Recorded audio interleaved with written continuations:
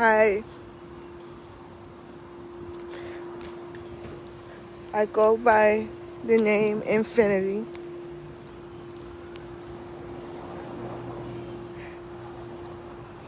I wanted to do some type of introduction.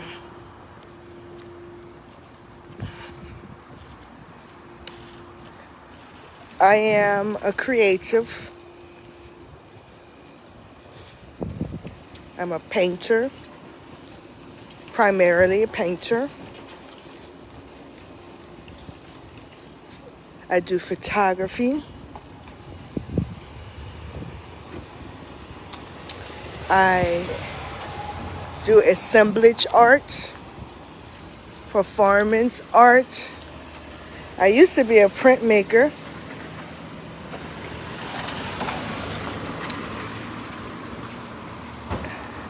I am now stepping into the animation realm, and that's, I don't know, it's challenging. It's challenging to keep my motivation high and my self-esteem, because I have to learn a whole new process, plus figure out how I want my animated world to look, how I want my characters to look. And that started off with writing and giving life to this world and these characters. All the stuff that people don't see in the background, and people usually see the finished results. So I'm doing a whole bunch of background stuff, background work. And that's the stage where there is no validation, there is no hand clapping, there ain't nobody there to see. Hey, look her.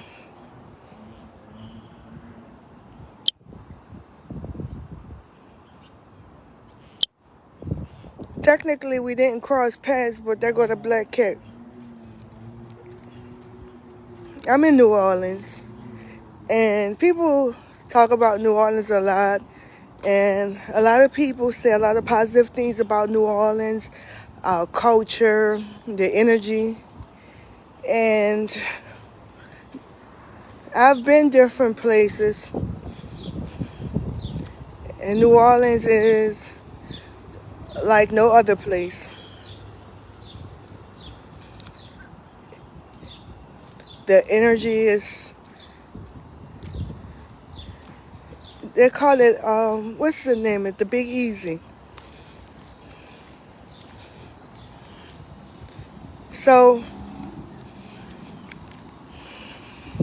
back to animation.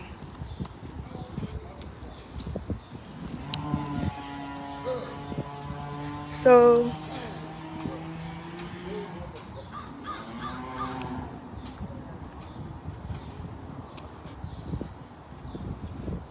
that's what I'm working on now. And at the same time, working on some paintings. Really, the animation coming after the paintings. Um, some background stuff. Decades ago, I used to be a spiritual advisor, spiritual counselor, and I stopped doing that. The reason why I stopped doing that is because of the type of people it attracts, and it pretty much dampers my creative energy. Just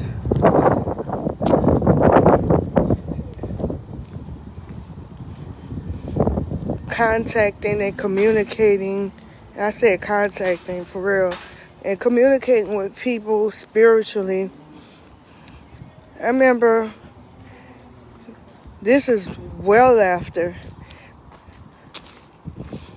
over a decade after I stopped doing spiritual counseling, and this girl, this female, we're the same age, but still, she would ask me these questions and try to get access to me on that level. And all it did was reminded me of why I don't do it. Because what people don't understand, or they may not even see this part of it, just like with counselors and therapists and stuff like that in the psychology realm, you tend to have people that are drawn to you and attracted to you. And I don't mean in no type of sexual or anything like that. I mean just attracted to you is like people who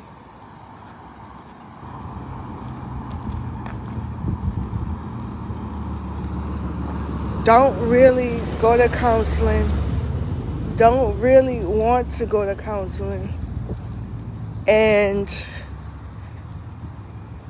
think that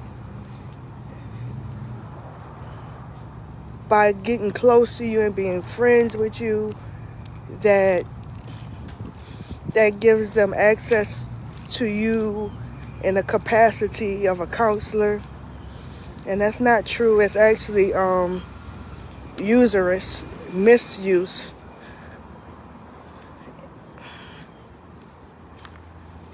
And that's why I don't do it. Because a lot of times, most of the time, the people who are drawn to you and attracted towards you are people who don't want to do the work, and they think it's some easy answer or some cheat code.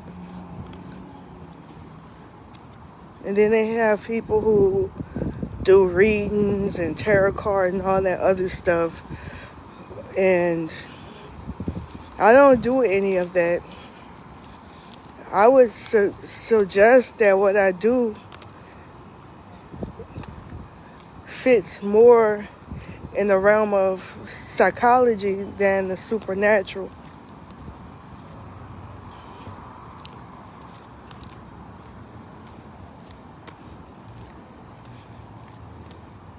Like this, for example. When people are under spiritual attack, and I brushed upon this a little bit, or hinted towards this in the video where I was talking about narcissism, really the narcissistic groups and all that.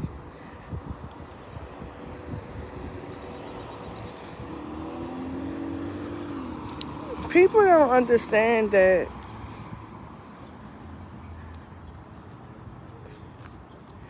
spells and potions and root work and mojo and all that other stuff,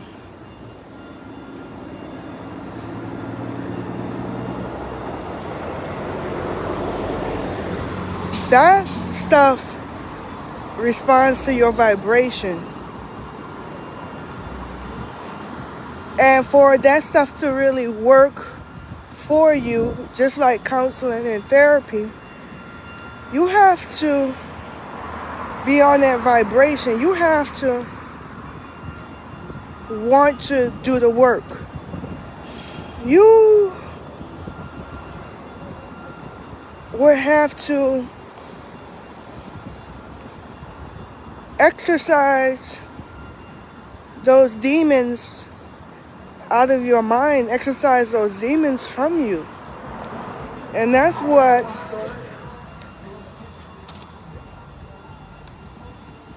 with, like I say, with spiritual counseling or psychological counseling, all that type of stuff. That's something that most people not willing to do. That's a lot of work. That takes a lot of self-reflection. So people tend to go to a reader and have somebody to read their fortune, to read tarot cards. I guess that's reading fortune too. And to do all that type of stuff. And people tend to use that like it's a cheat code and stuff like that.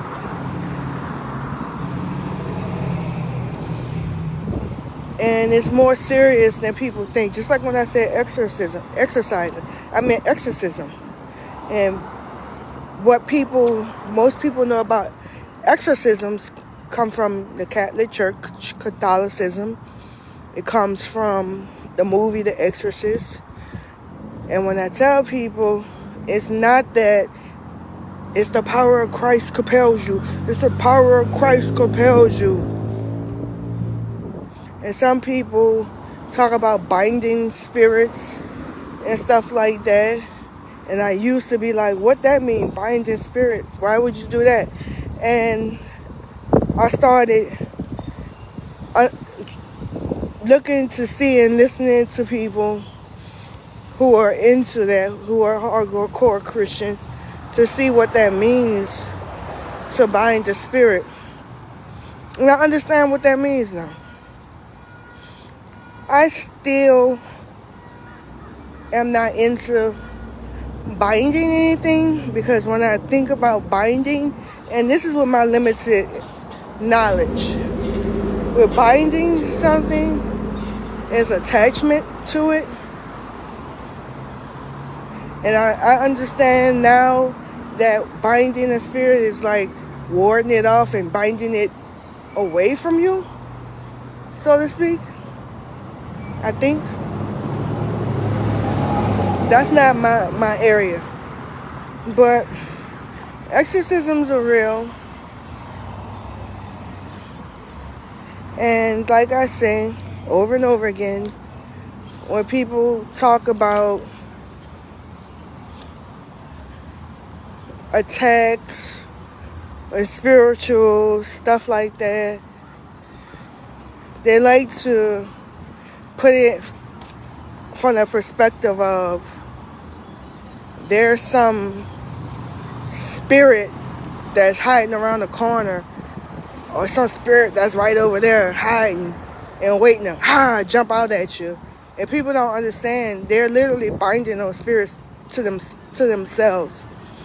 They're really taking on the characteristics of these spirits. They're becoming these spirits. They request. They look for these spirits. They call on to these spirits. The spirits aren't calling on to them.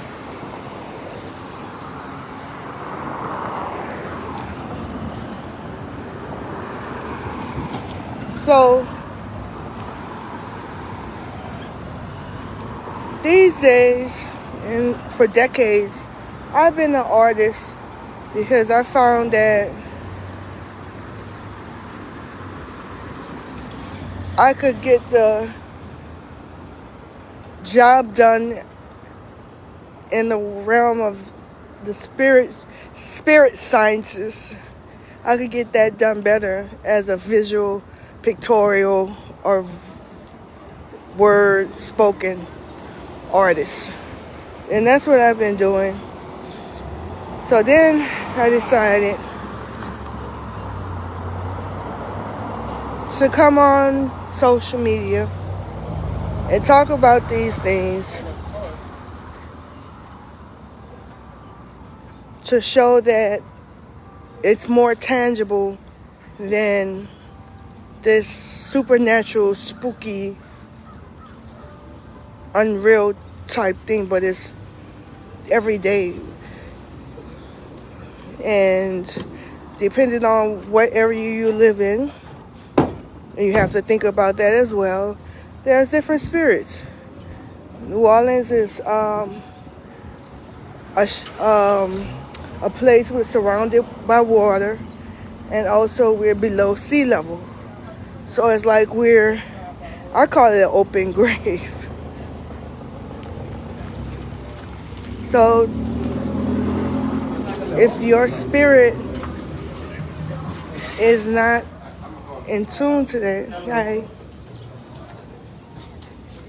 or your spirit vibrates differently, some people need to be around or in more around like earth, mountains, and stuff like that. Let me get off of here because of the music.